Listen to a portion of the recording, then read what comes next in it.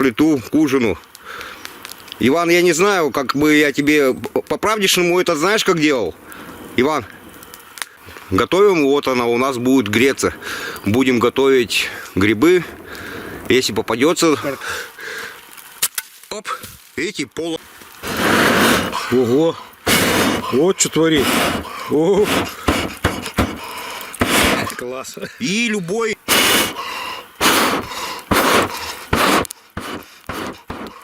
То есть... Да тут и так видно. Кто-то стекло дует, а Димас... Иван медитирует.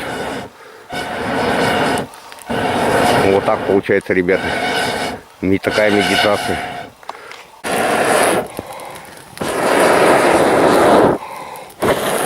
Достаточно.